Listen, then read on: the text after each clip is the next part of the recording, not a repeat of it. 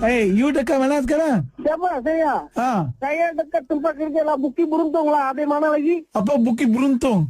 Mana ada Bukit Beruntung? Apa Bukit Beruntung tak ada? Bukit Buaya ada, Bukit Beruntung tak ada? Bukit Beruntung. Oh ya, Bukit Beruntung. You cakap Bukit Beruntung. Beruntung apa? You ni siapa? You cakap dulu. Mau cakap sama saya. Kale! Ini apa ni? You cakap macam monyet. Monyet mana dia cakap? Apa you ni siapa? You bunyi macam beruang lagi cakap sama apa? Bukit Beruntung. Bukit Beruntung. Mana ada Beruntung? Beruntung. Beruntung kau. Tak ada untung kau. Itu belakang dia cerita. You cakap saya ada banyak kerja. You ni siapa? Dari mana? Sekarang bagus. Saya dari...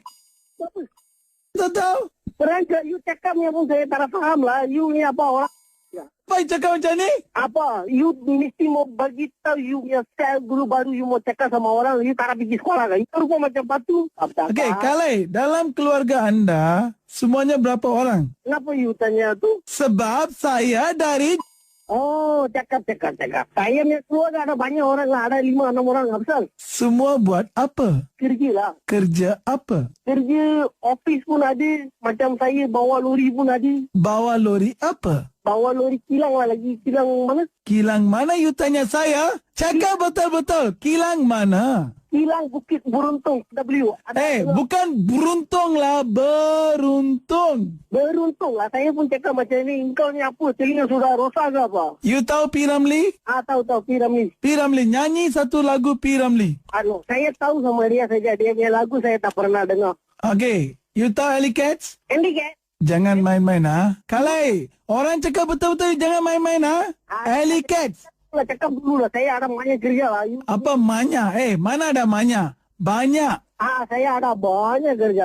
Bagus. Okay, Alley Cats you tahu? Tahu. Okay, nyanyi satu lagu Alley Cats. Dia tak nyanyi depan saya lah. Pasal tu saya pun tak dengar. Okay, lagu Tamil tahu? Lagu Tamil apa? Lagu Tamil wayang. Ada banyak lah. Satu nyanyi. Apa itu satu nyanyi? Nyanyi satu lagu. Itu baru betul. Memang saya salah lah. Saya bertaubat. Bagus. Pandai. Mau nyanyi apa? Aku pun tak pernah nyanyi lagu. Nyanyi coba lah. Saya tak ke masa. You jangan marah-marah lah. Saya pun tak tahu you siapa. You lagi mau cakap nyanyi lah. Tanya P. Ramlee lah. Kalai, cukuplah. Tak larat lah nak cakap dengan awak. Saya pun banyak sibuk. Pergilah. Pergi buat kerja. Jangan cakap-cakap dengan saya. Pergi.